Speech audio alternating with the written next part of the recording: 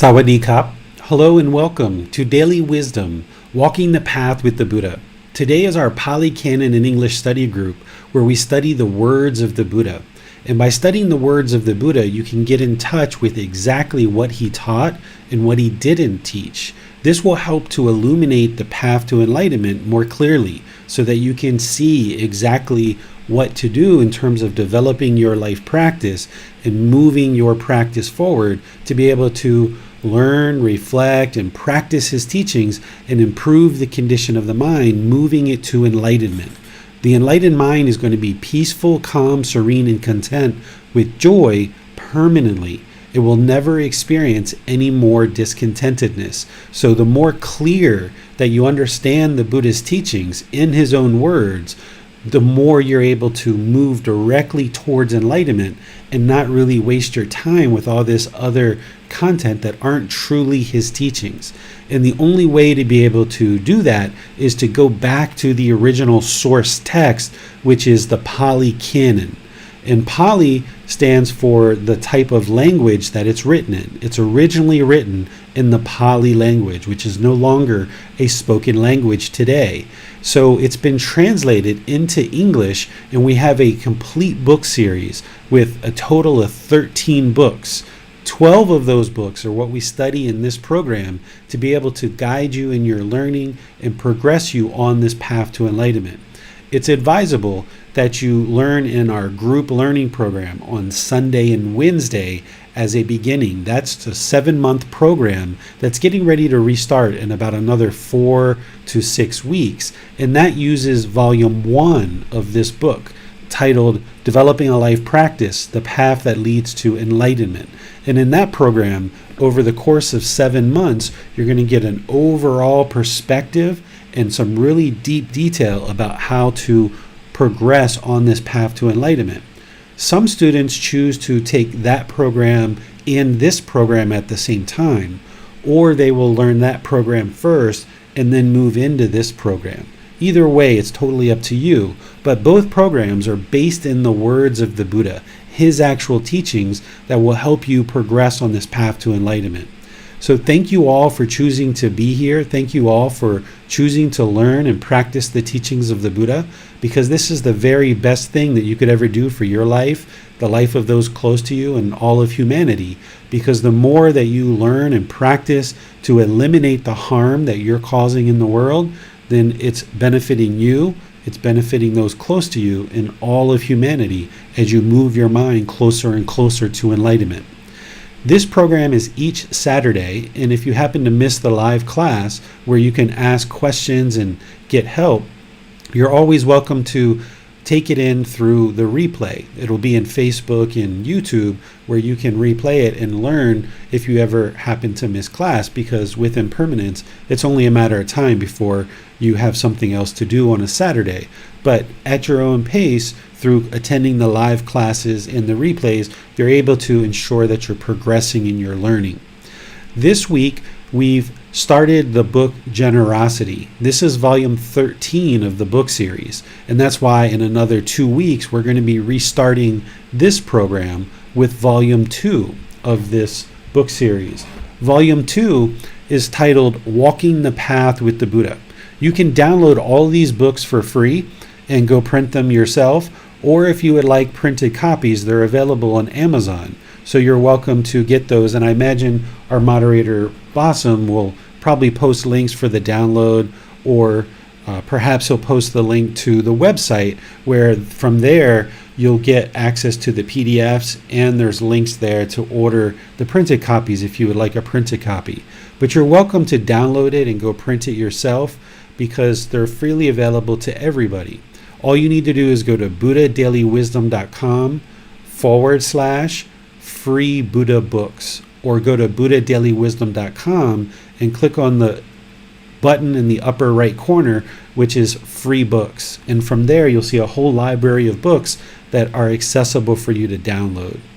The way that we start this program is we start with a meditation to help prepare the mind to learn and practice the teachings of the Buddha. Because by meditating, it helps to remove any clutter that may be congregating in the mind and kind of create more crispness, more clarity, more concentration, so that you're able to retain the teachings better. Meditation is doing a whole lot of things for you, and we cover that in our group learning program to help you understand the real purpose of why you're meditating and how to meditate. But in this program, we just start with meditation at the beginning of each class. So if this is your first time joining, you're welcome to pull up a meditation cushion, join us for the meditation and the class afterwards, where we'll be learning the teachings of the Buddha. If you've been joining this class regularly, then you already know, let's meditate, right? So go ahead and pull up a cushion. If you're sitting in a chair, that's fine too. I give just very light guidance in this class because people who tend to join this class are a little bit further along in development of their meditation practice, so they already know how to position their body. They already kind of know how to get into meditation. It's just a matter of kind of meditating together in order to kind of prepare the mind for our class today. So after we meditate, then we'll actually start the class. Go ahead and make your lower body comfortable, but not luxurious. And your upper body should be nice and erect with your hands and arms in your lap. Close the eyes and start breathing in through the nose and out through the nose. Just take some nice, gentle breaths. Breathing in through the nose and out through the nose. Your breath isn't going to match up to the guidance that I'm providing. It doesn't need to. This is your practice. I'm just here as a guide, just to kind of help you along. So just breathe in through the nose and out through the nose. I'm going to do some chanting to ease us into meditation, and then I'll be back with a little bit more guidance.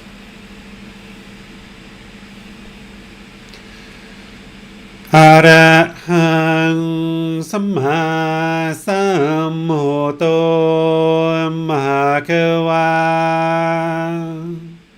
Bhutang Bhagavanhang Abhivateyami Savakato Bhagavata Tammo Dhammang Namasami Supatipano Bhagavato Sāvaka Saṅgho Saṅghang Namami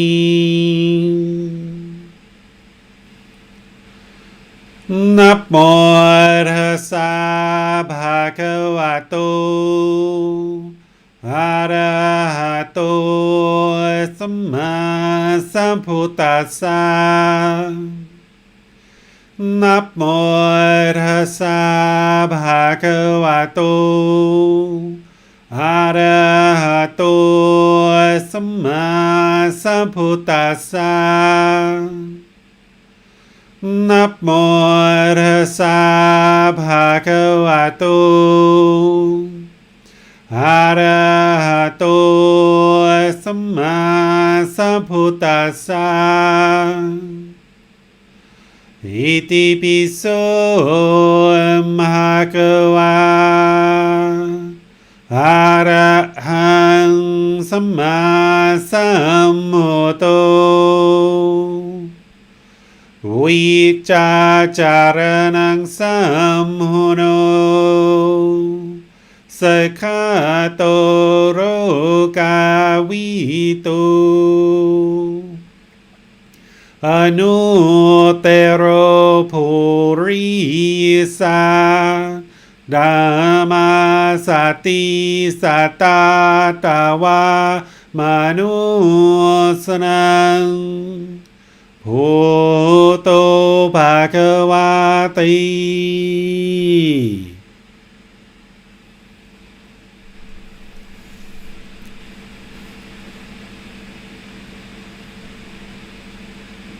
Okay, you should be breathing in through the nose and out through the nose. Don't try to force the breath or control it. Just experience the full breath, the full inhale. Then there's a gap as you transition over to the exhale.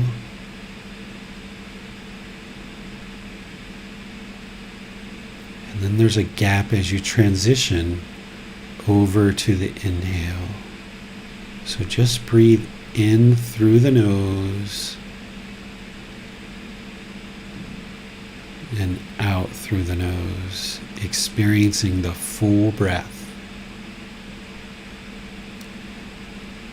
Once you have the breath established, start fixating the mind on the sound of the breath entering into the body, or the sensation of the air moving into the body, moving over the surface of the skin. The breath is the present moment. Fixate the mind on the breath. Breathing in and out.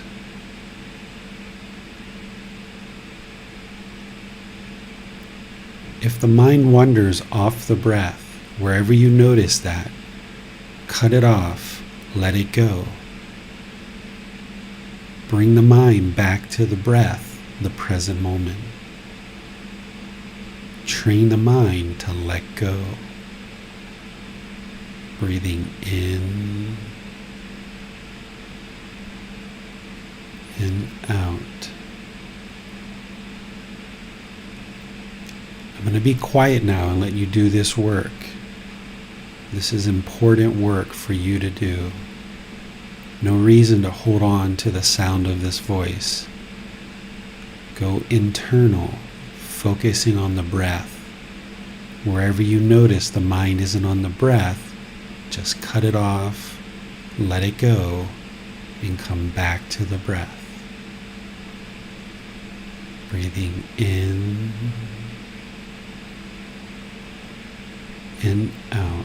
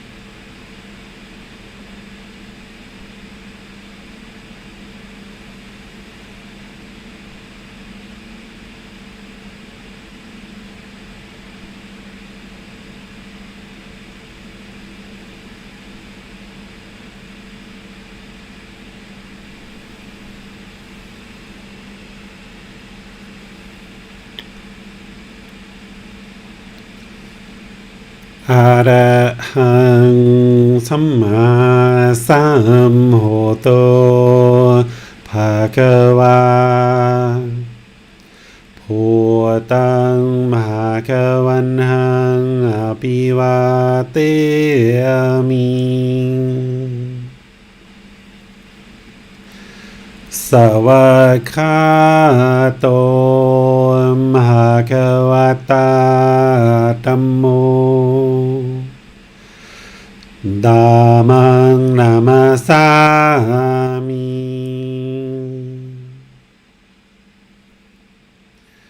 สุปฏิปันโนภะคะวะโตสาวกสังโฆสังฆังนามามิ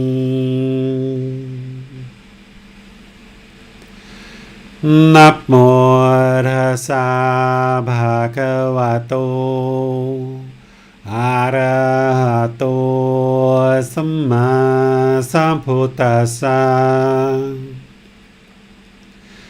นะโมตัสสะภะคะวะโตอะระหะโตสัมมาสัมพุทธัสสะนะโมตัสสะภะคะวะโตอะระหะโตสัมมาสัมพุทธัสสะ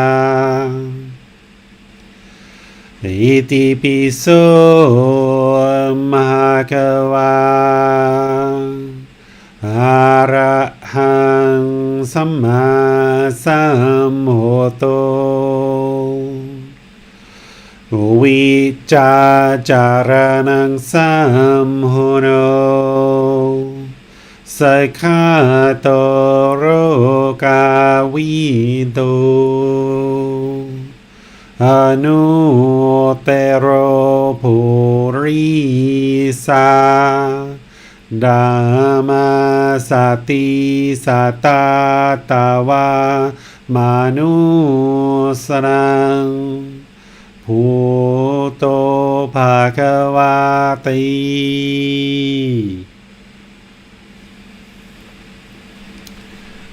Okay, welcome everyone. I see we've had some more people join us. Judith, and Johnny, Nick, some different folks. Welcome. Welcome. All right, so this week we started the book Generosity, which is volume 13. And in this iteration of the group learning program, we studied chapters 1 through 44.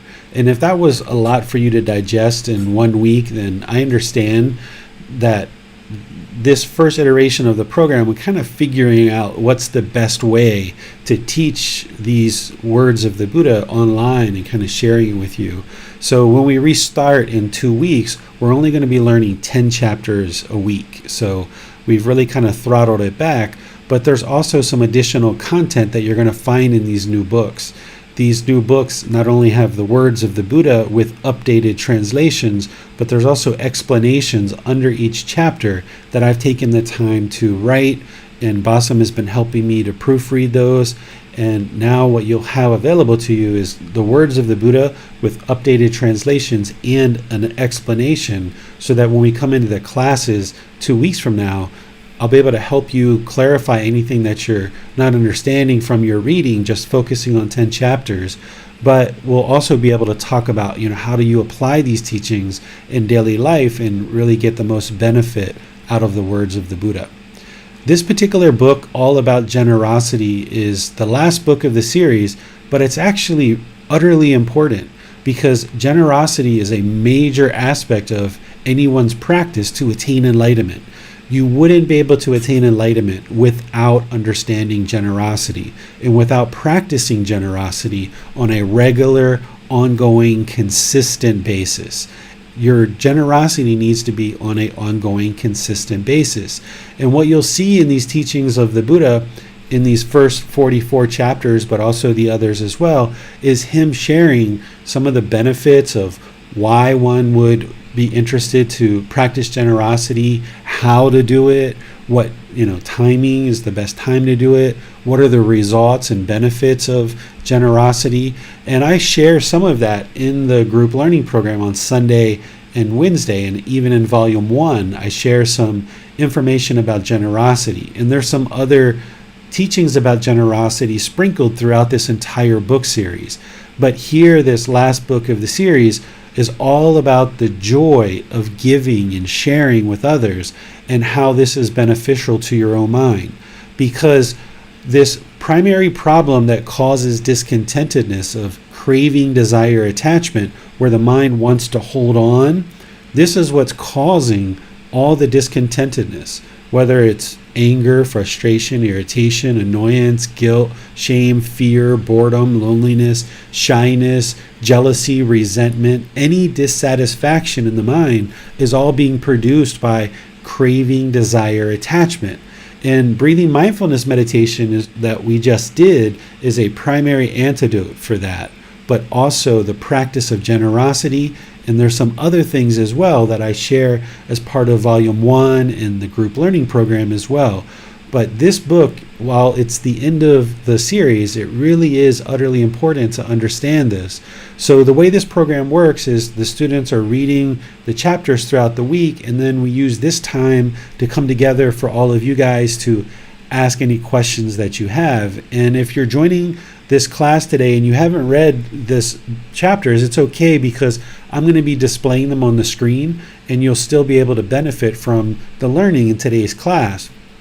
And then for the next class, you'll have an entire week to actually read the chapters, so that you can then join in and actually participate and ask any questions that you might have. And you're welcome to ask questions even if you haven't read. But let's focus the discussion on chapters 1 through 44 of this book. And the way to ask questions is in Facebook, YouTube, or Zoom. You can put those into the comment section. Our moderator, Bassam, will see those and be able to get your questions asked during the class. But if you're in Zoom, you can electronically raise your hand, asking any questions or follow-up questions directly. So I'll just turn the class over to all of you, and whatever questions you guys have, I'll be pleased to help you with those. Hello, teacher. We have a question from chapter 11. All right, let's go to chapter 11. And if you would be coming to share the screen. Certainly. Here, Amina asks, she asks about the word impartial. She says that the use of the word impartial, can that be clarified? For example, if a friend shares news that makes them sad, being impartial would mean listening and sharing advice and thoughts without becoming sad along with them. Is that a correct way to interpret this chapter? Let's look at the chapter and understand it a bit more. I have a feeling the word that you're referring to is probably in these Buddha Vajana books that you're reading, because I don't see it readily in chapter 11. But let's go through this and understand it, and then we'll get to your questions, Amina. This chapter 11 is titled 4 Means of Sustaining Favorable Relationships. Monks, there are these 4 means of sustaining a favorable relationship. What for?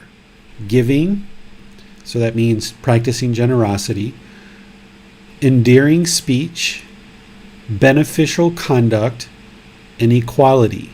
Right? So these are like 4 things that we should aspire to be practicing in all of our relationships with our friends and family and other people. Generosity, enduring speech, so practicing right speech, the 5 factors of well-spoken speech, beneficial conduct, which is essentially right action, having bodily actions that aren't causing harm, and then equality, treating all people equally, or practicing that Brahma Vihara of equanimity, because equanimity has those 2 components to it. One is where you maintain an evenness of temper, calmness, and composure, especially in difficult situations, but then also practicing to treat all beings equally. Okay? So if you treated one friend one way and one friend a different way, it's going to perhaps cause problems for you. So looking at treating people with equality. So let's go in further to see what else the Buddha shares with us here. These are the four means of sustaining a favorable relationship: giving, endearing speech, beneficial conduct, and equality under diverse worldly conditions, as is suitable to fit each case. These means of sustaining a favorable relationship are like the linchpin of a rolling chariot. Okay, so a linchpin in a rolling chariot is where there's the horses and then there's a chariot, but right in the middle is what connects the two together. So that's like the most important part of the entire apparatus is the linchpin, which holds the horses and the chariot together. So the Buddha is saying, what he's sharing is very, very important. It's the linchpin of these favorable relationships. So once again, he says giving or practicing generosity, endearing speech, beneficial conduct, and equality under diverse worldly conditions. So even when there's things that are changing and constantly modifying and there's all this impermanence in the world, still maintaining our practice of giving, endearing speech, beneficial conduct, and equality. As is suitable to fit each case.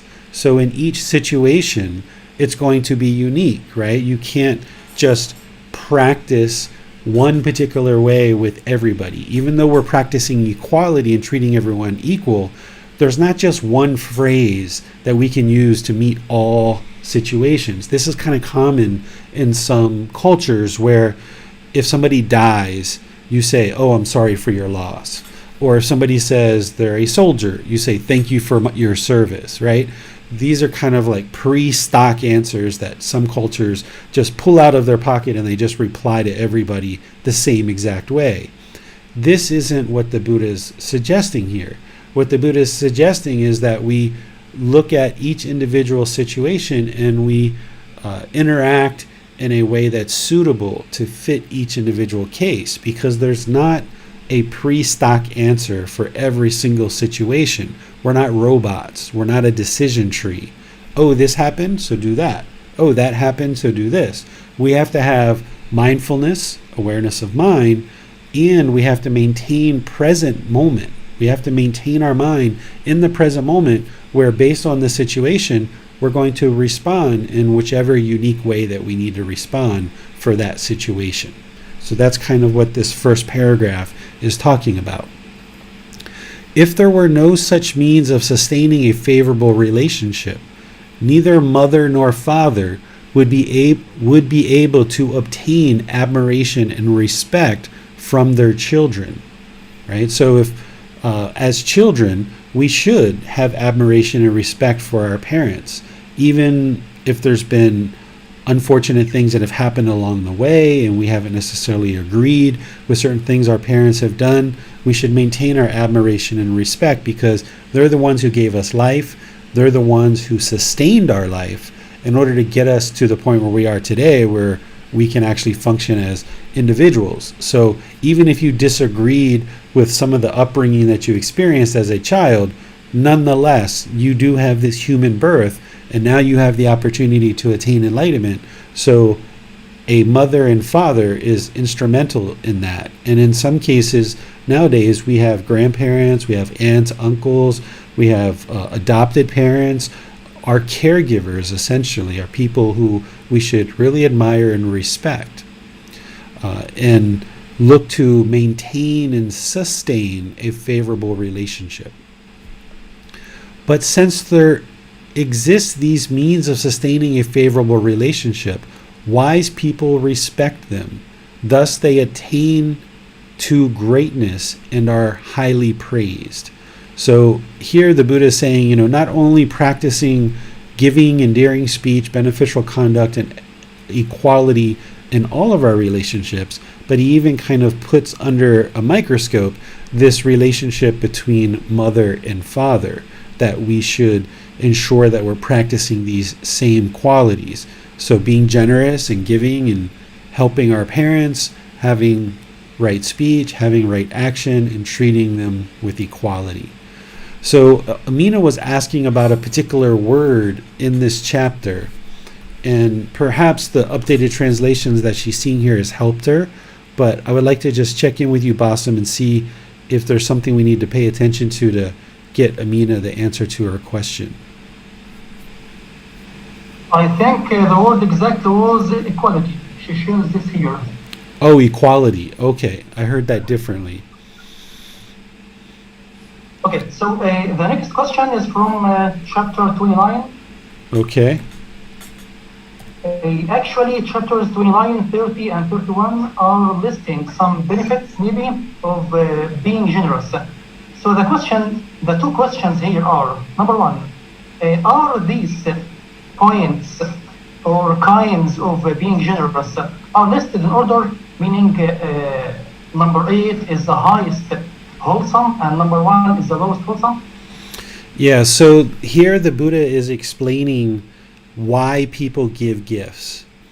And he's not suggesting that you do give gifts in all of these situations. He's just explaining, why people give gifts. And then number 8 is really what he's saying we should be giving gifts for. So here, let's read through this, and the others are very similar. The 8 gifts, monks, there are these 8 gifts. What 8? Having insulted the recipient, one gives. So if you insult somebody or you do something harmful to somebody, you might choose to give them a gift as a way of saying, I'm sorry, I didn't mean to do that, right? And that's a fine time to give a gift. I teach my son that sometimes when he goes to school, if he does something harmful with the children, then or his teachers, then I will suggest to him that we go out and get a gift and that he takes it to school in order to maintain his wholesome karma among these people. One gives a gift from fear. So if somebody has fear, they might choose to give a gift. And the Buddha is not saying you should necessarily do that, but he's just saying that's when people have a tendency to give.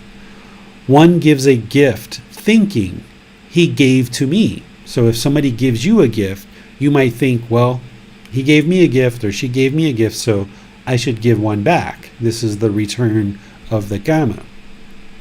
One gives a gift thinking, he will give to me. So if you think, oh, let me give someone else a gift because then they will give me a gift, right? So the Buddha is not saying that you should necessarily give in this situation, but this is how some people give gifts, with the expectation that somebody will give you a gift if you give them a gift.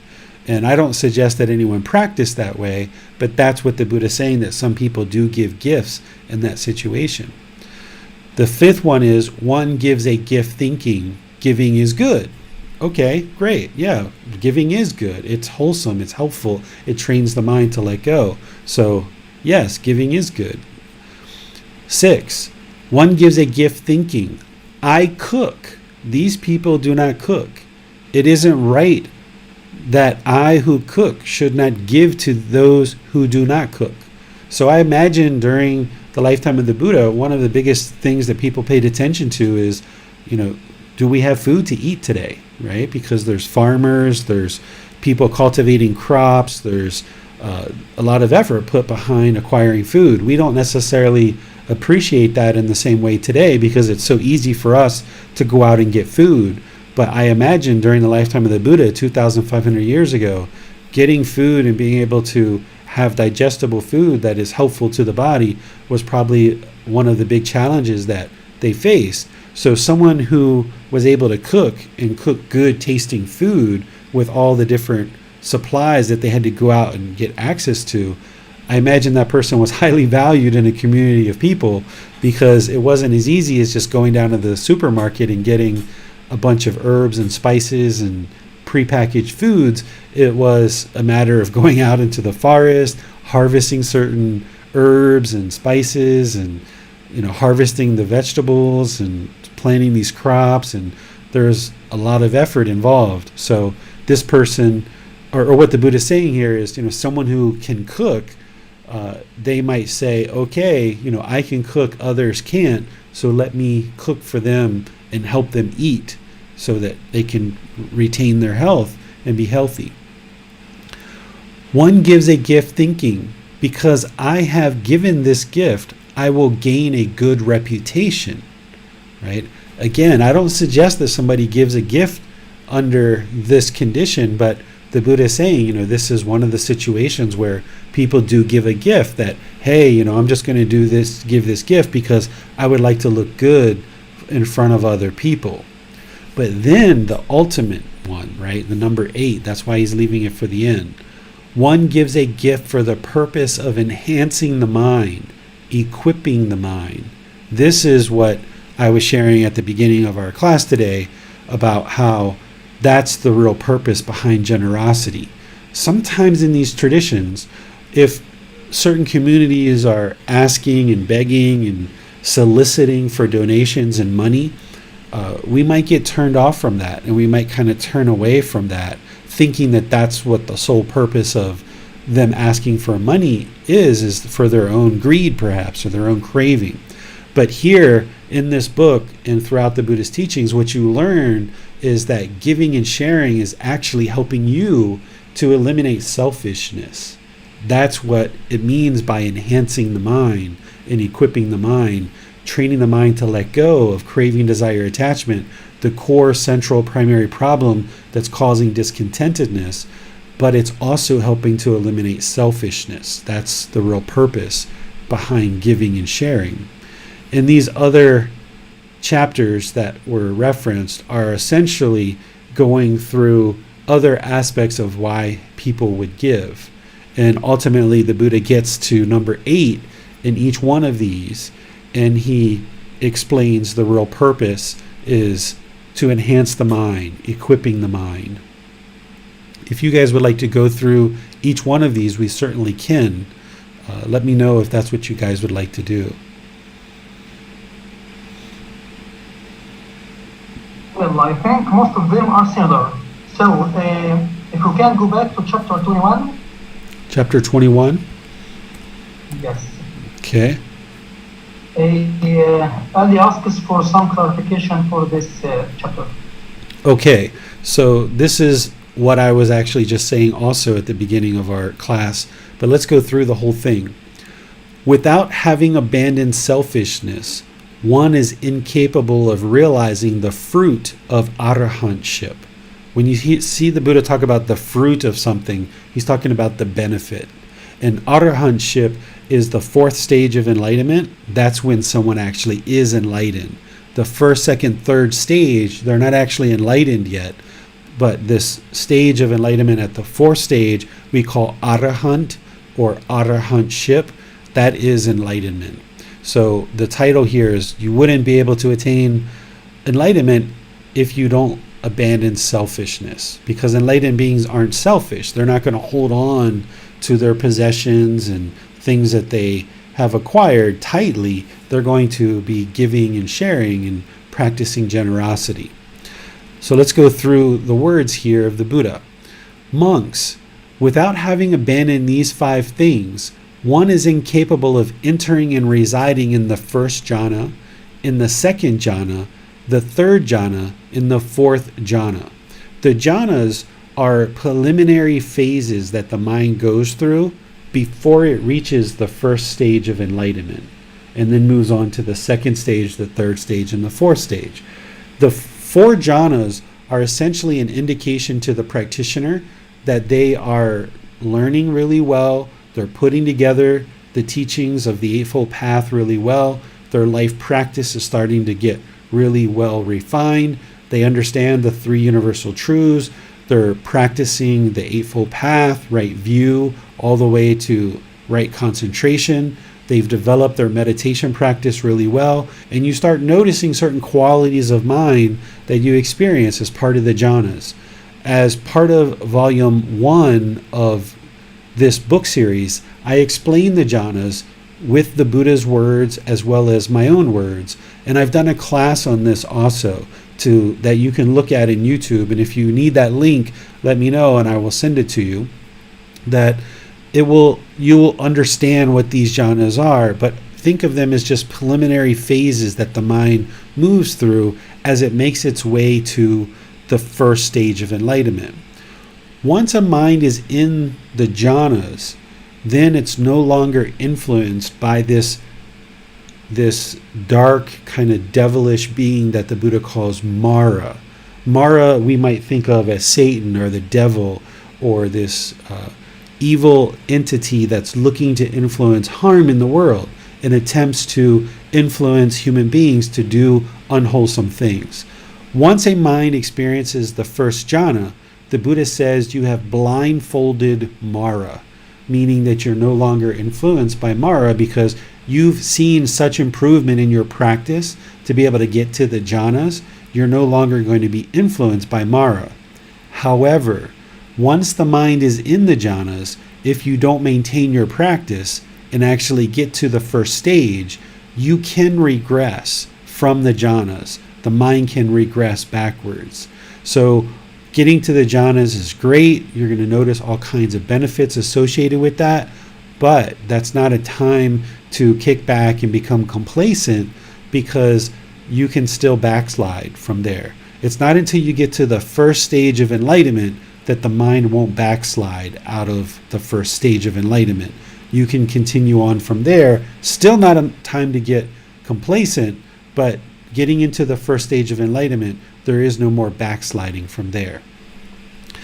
So, addition to the jhanas, the Buddha adds to this, but it is incapable of not only entering and residing in the jhanas without abandoning these 5 things, but they're also incapable of realizing the fruit or the benefit of stream enterer. That's the first stage of enlightenment. The fruit of once returner. That's the second stage. The fruit of non-returner. That's the third stage. The fruit of arahantship. That's the fourth stage. So in order to move the mind through these jhanas and through these stages of enlightenment to actually attain enlightenment, the Buddha is saying you need to abandon these 5 things. What 5? Selfishness with regard to dwellings, selfishness with regard to families, selfishness with regards to gains, selfishness with regards to praise, and selfishness with regard to the teachings. So selfishness with regard to dwellings is, during the lifetime of the Buddha, these roaming ascetics, they didn't have anywhere to sleep. They were homeless. So they would only sleep in people's homes if they were invited. They had eventually the people had built a temple for the Buddha, but they still resided in the homes of people as they traveled and as they walked. They couldn't go back and forth to the temple every night. They had to sleep in people's homes. So that was an offering that people made, is to be able to be comfortable with people to come sleep in your home. So if you have friends or family or people like this and you're willing to allow people to come and share your dwelling, then you're practicing selflessness with regard to your dwelling. You're eliminating the selfishness with regard to your dwelling. You're not holding it real tight. So sharing your dwelling in your residence. Selfishness with regard to families. So within families, you need to be willing to share and give to help members of your family. Selfishness with regards to gains. So as you're gaining money and you're gaining possessions, you need to be willing to share that, not just keep it all for yourself. Don't look at all your activities in this world with work and everything else that you devote your time to as just a means for your own selfish gains. Instead, as you're improving your wealth and you're gaining certain things in your life, be sure to share with the people around you. And the Buddha also talks about sharing with the ordained practitioners and people who are members of this community who are sharing the teachings and who have attained these stages of enlightenment. Because by sharing with people who are sharing these teachings, you're helping to support these teachings that come into the world and benefit others. So share your gains with people around you and people who are helping you in your life to improve your life through these teachings. There's another teaching that the Buddha gives about kind of the ordering of how you should share your gains. And he talks about sharing with your family first. And then he has kind of 4 categories. And he puts himself last, that after you've already shared with all these other people, then you can share with ascetics and Brahmin and teachers, people who are sharing these teachings in the world. Selfishness with regard to praise. So if there's people around you and they're doing certain things, but if you aren't willing to praise others and give warm compliments about people that are helping and doing good things in the world, then you're holding on to this praise. So you can't be selfish with your praise. This question came up in a recent class, either in the group learning program or otherwise, whether we should praise others. And my reply to you was, yes, we can praise others. That's fine. And we should praise others. And here you see the Buddha saying that, don't be selfish with regards to your praise. Share it generously with others, that when you see good things that are happening in the world, share that and let people know, like, oh wow, you're so kind, you're so loving, oh wow, you're so generous. You can share it with your children, your life partner, your neighbors, thanking people, letting people know that you appreciate and have gratitude for them. That's what this means, to eliminate selfishness with regard to praise. And then the last one is selfishness with regard to the teachings. If you learn the teachings and you have this wisdom of the teachings, rather than hold on to it and being very selfish and being unwilling to share them with others when asked, what the Buddha is saying is be open and be generous and be willing to share. That's why these books, they're all free, right? Not selfish, not trying to make profit on them. Give them away for free. Ensure that as you're progressing on this path, if you end up writing books or people end up complimenting you about how peaceful and calm your mind is or how wise you are, feel free to say, oh, that's the Buddhist teachings. If you would like to get access to them, I can help you get connected to them if you like. And if they're like, no, that's fine. Okay, that's fine. But at least you're not trying to hold on to them selfishly just for yourself. So these are the 5 things that the Buddha is talking about here. Monks, having abandoned these 5 things, one is capable of entering and residing in the 1st jhana, the 2nd jhana, the 3rd jhana, the 4th jhana. One is capable of realizing the fruit of stream enterer, fruit of once returner, fruit of non-returner, fruit of arahantship. What 5? And then he goes through the 5 again. And then having abandoned these, one is capable of realizing the fruit of arahantship. So in terms of generosity, you would need to be practicing all 5 of these in order to make your way through these jhanas and through to enlightenment.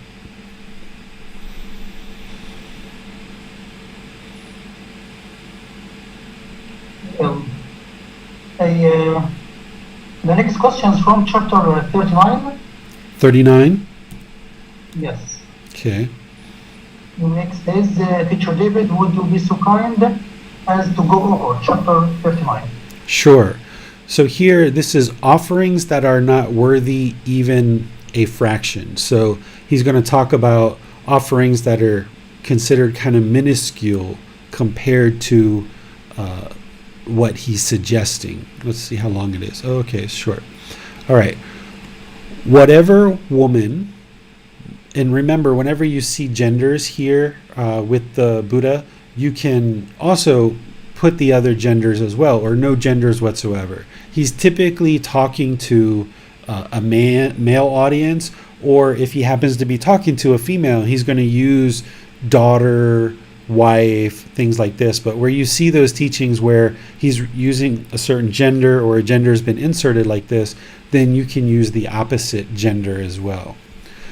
Whatever person, much joyful, endowed with virtue, a disciple of the well-farer.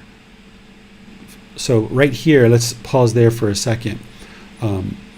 So here, of course, he's talking about someone who should be joyful, endowed with virtue. This is virtuous behavior, virtuous conduct. That's practicing right speech, right action, right livelihood. A disciple of the welfarer. This is himself. He didn't often refer to himself as the Buddha. He would usually refer to himself as the Tathagata. The word Buddha pretty much came after his death, and more people started understanding what that word meant. The welfarer is somebody who's gone the good way, somebody who is doing wonderful things in the world to help other people. So the welfarer. So food and drink gives, having overcome material gain, the gift is heavenly, dispelling sorrow, bringing peacefulness. Okay, so giving food and drink, this person gives, having overcome material gain. So not being so obsessed with your own material gain, but being interested in giving and practicing generosity. Because oftentimes we can get so obsessed in the unenlightened state with watching our bank account grow, with increasing our dwelling and getting a larger and larger house by getting nicer and nicer jewelry, nicer and nicer clothes or shoes. We can get so self-absorbed that all of our income, or a good substantial part of it, goes into our own material gain. So what the Buddha is saying here is, okay, a person who's a disciple of his would give, and they would overcome this obsession with their own material gain. The gift is heavenly, dispelling sorrow, bringing peacefulness. So any gift that you offer, it should be a heavenly gift. He talks about, not just giving kind of like, a little pencil or, a notebook, but giving a really generous offering to people. So this can dispel sorrow, bring peacefulness, and she gains a heavenly being, lifespan owing to the spotless, stainless way. So by giving and overcoming this material gain, by giving these generous heavenly gifts, these people that she's giving to overcome sorrow, and it brings peace to them. But the person who's giving, she gains a heavenly existence, essentially. If you die without having attained enlightenment, the Buddha is saying by practicing generosity, you will gain a heavenly rebirth by being generous in your giving, by practicing generosity. This lifespan owing to spotless, stainless way. She aspiring merit, so creating merit, and merit is a way to make offerings to the community of practitioners who are sharing these teachings with other people. So ordained male and female practitioners, teachers who are sharing these teachings in the world. By you practicing generosity with them, we call that merit, right? It's a special type of wholesome karma. It's practicing generosity, producing wholesome karma, but we kind of talk about it separately as merit, because you're helping these people to continue to share the teachings in the world. So not only does it help you, but it helps other people that these teachings are continuing to be shared in the world. So she aspiring merit, at ease, healthy, joyful, long in a heavenly company. So having produced this merit, her mind is going to be at ease, the body is going to be healthy, the mind's going to be healthy, there's going to be joy in the mind, and it's going to be long and sustaining. It's not just kind of a really short temporary thing. If one practices the teachings through getting on by gathering, if while one supports one's wife, one gives from the little one has, then 100,000 offerings of those who sacrifice 1,000 are not worth even a fraction of the gift of one like him. Okay, here's what he's saying. He's saying, like, if you have very, very little and you still give, that is more beneficial than someone who gives hundreds of thousands of offerings because they have so much. So it's not necessarily about the quantity of your offering. It's about what are you willing to kind of offer in generosity, even when you have very little, are you willing to give and share? So you don't have to be super rich and wealthy to be able to generate merit and generate wholesome karma. You can actually have very little and still be practicing to give and share, and that generosity is producing benefit in your mind just as much or more so than someone who has so much wealth and they even give a lot of wealth that is not producing as much benefit. So if you had $10 billion, for example, and you gave 2 million of that to somebody, that's like such small amount of money, and it doesn't produce as much benefit as someone who maybe has only $100 and they give $1 or $2. The one person gave 1 million or 2 million, and it looks on the surface like, oh wow, that's such a better gift, it must produce more benefit. But the Buddha is saying, oh no, even that $1 or $2 is actually more beneficial because it came from a smaller amount of wealth, and it required more generosity in the mind of the person to give that $1 or $2 than it did for this other person, in my example, to give the 1 or 2 million because they have 10 billion, right? So that's what he's sharing here.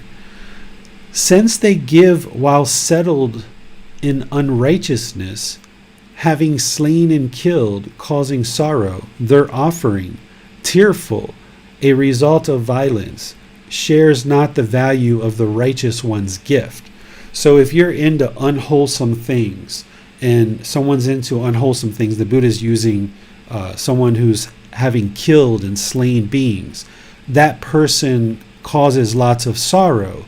Their offering is as a result of violence because they acquired this money and they're acquiring their livelihood as a result of causing harm in the world.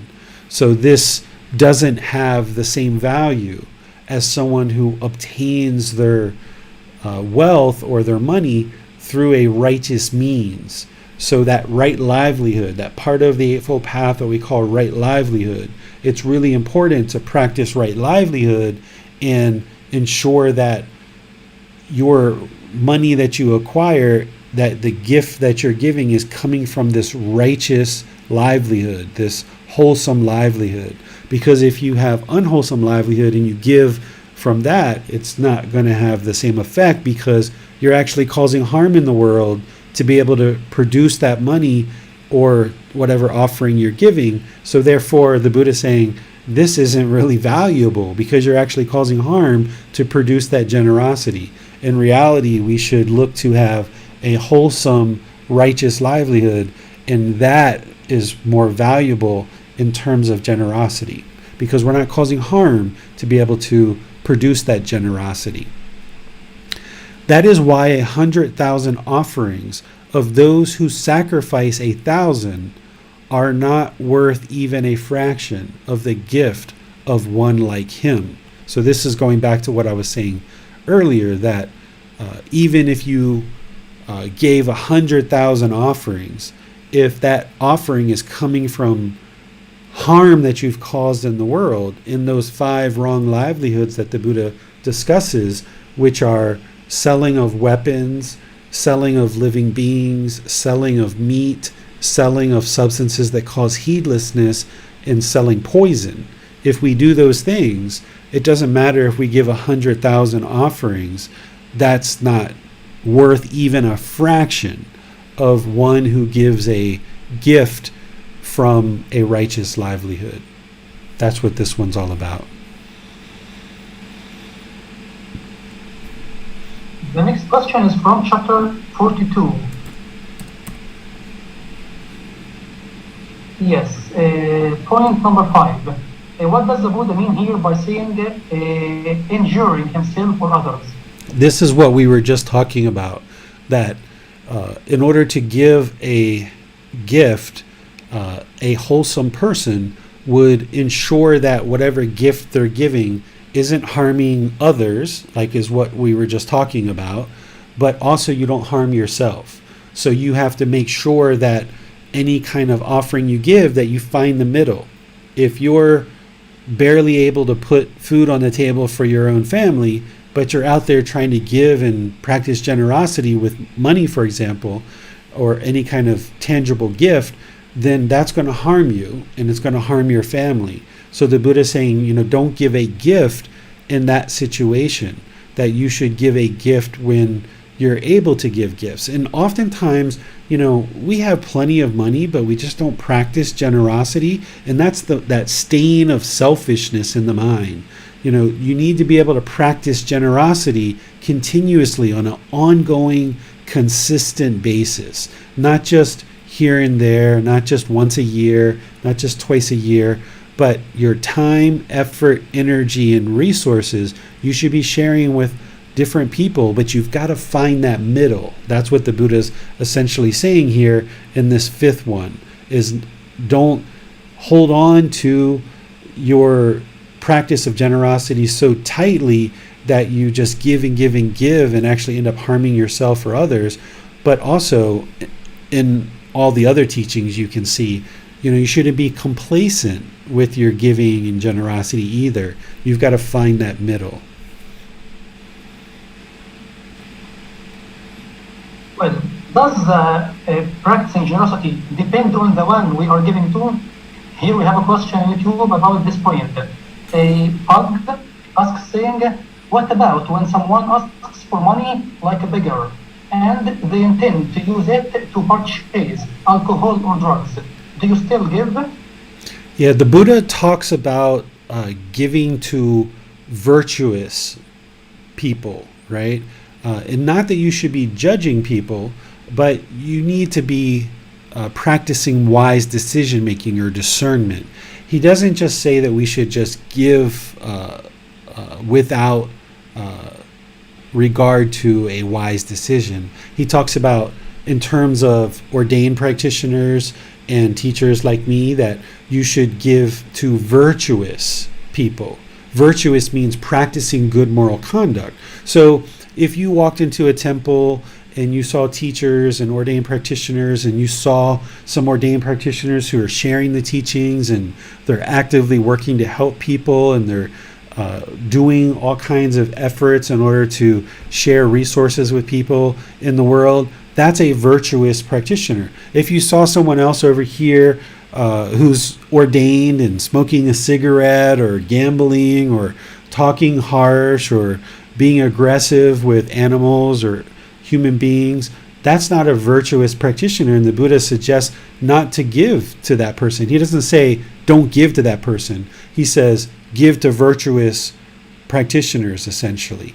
And particularly, he prioritizes people who are in the first, second, third, and fourth stage of enlightenment. People who are in those stages of enlightenment, he says those are the people that you should really be giving to. And he doesn't say this, but I know the reason why is because those are the people who are going to be able to share these teachings in the world for the benefit of everyone else. Whereas if we were just not providing any kind of thought of who we share generosity with, if we just gave it to this person who's talking harsh and aggressive and hostile and smoking and using alcohol and drugs, then that money is essentially wasted.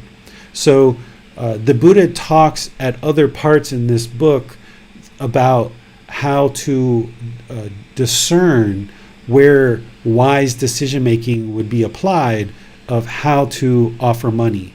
So if somebody asks you for money, it doesn't necessarily mean you shouldn't offer them money, but you have to be able to look at the situation wisely and make a decision for yourself. Here in Chiang Mai, before COVID, I used to go out in the city and I would teach and do retreats and lead tours and stuff, and there'd be occasions where people would come up to me and ask me for money, and I could smell the alcohol coming off of them, and they wanted money. And I said, I'm not able to give you money, but I'll surely take you to go get some food. And they said, okay. So I walked into 7-Eleven, allowed them to pick whatever food they like, or in some cases I took them to a restaurant and we sat down at a restaurant and they had food, and you could smell the alcohol coming off of them. And the whole time, every once in a while they would still ask for money. They were still asking to see if I would give it to them. And I just said no, because in my situation there, I knew that this person was drinking alcohol and any kind of money would go to that. But don't assume and don't judge just because you see someone who's homeless or a little bit dirty and not well kept in their hygiene, that is necessarily going to go to drugs or alcohol or some unwholesome situation. If you do have doubts, you always have the option to buy some material object and give that. Because what's really important for someone is to sustain their life. If somebody truly has a genuine interest in receiving an offering from you, whether you give them $5 or you give them a couple of burritos to eat, that person, if they're genuine, they should be just as willing to accept the 5 burritos as they would the $5. So if you're not sure, you can always offer something like food or water or drinks. And you're also not obligated to give something in every situation. There are some situations where you might be on the way to pick up your children or on the way to a business meeting, and it's not possible for you to potentially give when somebody's asking from you.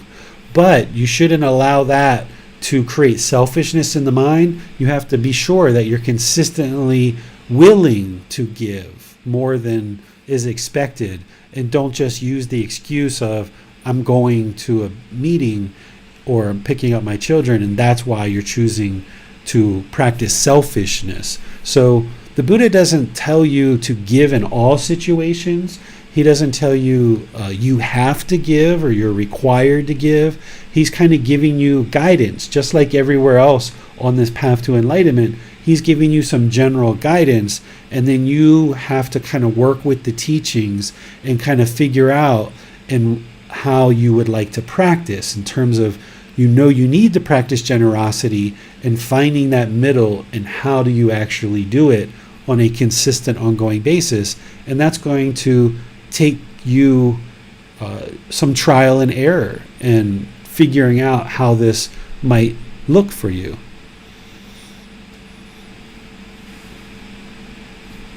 Ali asks, is there a suggested percentage to be allocated to giving? The Buddha never does anything like that, because there's no tangible, fixed, permanent thing like that.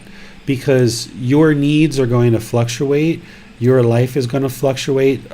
You're going to have certain things that come up where you need to spend more money. You're going to have certain situations where you have more profits. So the Buddha doesn't require anybody to give. He's just providing you the guidance that you're going to need to eliminate this selfishness, and you've got to find the right ways to do that. And if you remember some of these chapters, he goes through and talks about these 4 groups of individuals that you should practice generosity with, and he prioritizes your parents and your family, your partner, your children, your parents, as them being first, and then he moves on to other groups, and he puts himself as last, as being the very last person that you should ensure that you practice generosity towards. But he never puts any pressure, he never requires it, and he never gives any set amount that one should or shouldn't give.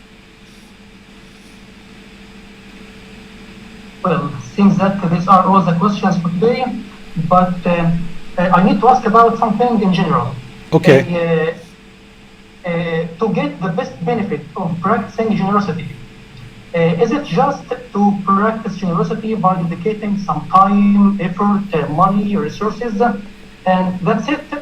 Or one needs to reflect on practicing generosity and repeating or reflecting on these questions?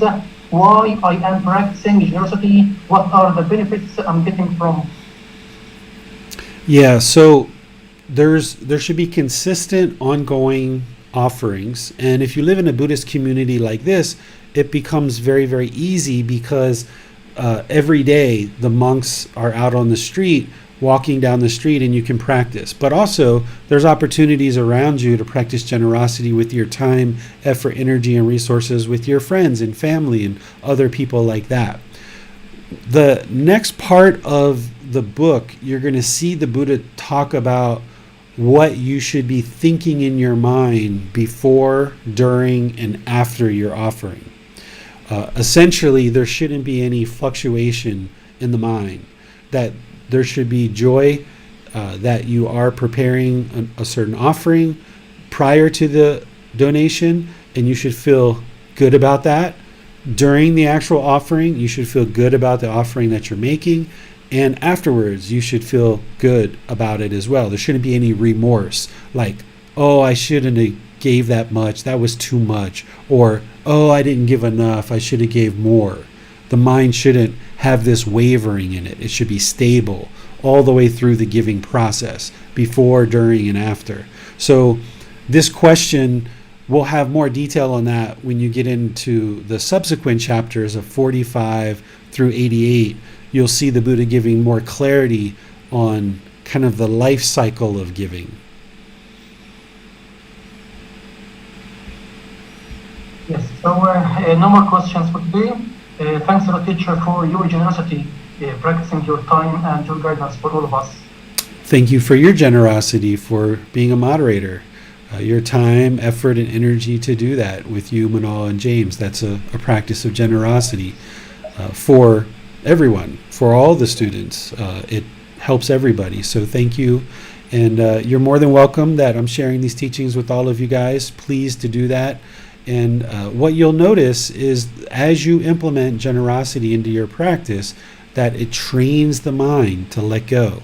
So one thing that you'll see in the Buddha's teachings, that he talks about giving with your own hand and doing it consistently. So it doesn't mean you have to run out today and give, without reservation.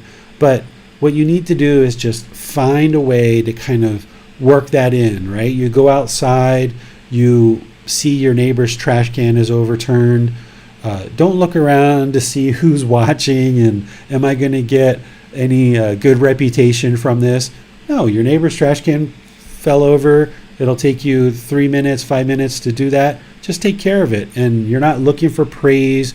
You don't need to take pictures and post it on Facebook and let everyone know about this great thing that you did.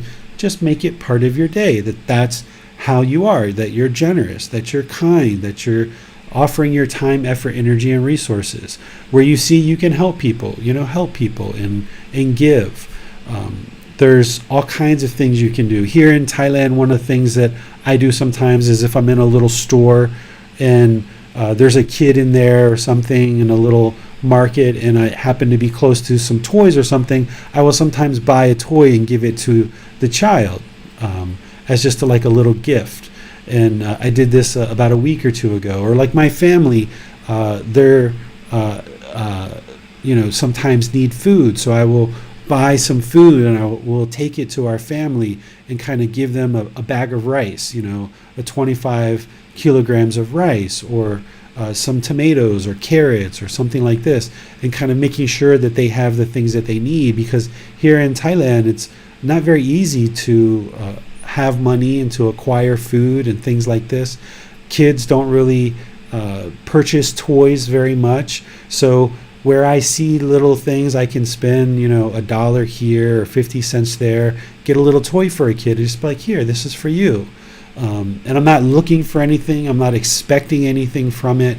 It's just something that I do to train the mind to let go and not hold on to any resources that you acquire. But keep in mind that generosity can come in the form of time, effort, energy, and resources. So you can give money, you can give food, you can give clothing, you can give a smile. It doesn't cost you anything to just smile at someone and say, how are you doing today? Lovely to meet you, right? This is being generous and friendly and kind. So you can work this generosity into your life all the time. And initially it might feel like there's a lot of effort involved to do it if you're not used to practicing generosity. But once you get up and running and doing this, it just becomes first nature that you're just always like this with everybody. So look for ways to do that. You'll get some more information as you read further into this book. The chapters 45 through 88 are the complete end of this book. And then 2 weeks from now, we will start over with volume 2. So I'll be talking about that next week and then the following week. So continue to learn, continue to enjoy learning and practicing these teachings, because the more you do, the mind will just get more and more liberated. It doesn't feel good to go around and be selfish and be uptight about everything. By letting go and practicing generosity, you'll see that the mind will also let go. So have a lovely rest of your day, and we'll see you in a future class. Sawadee krap.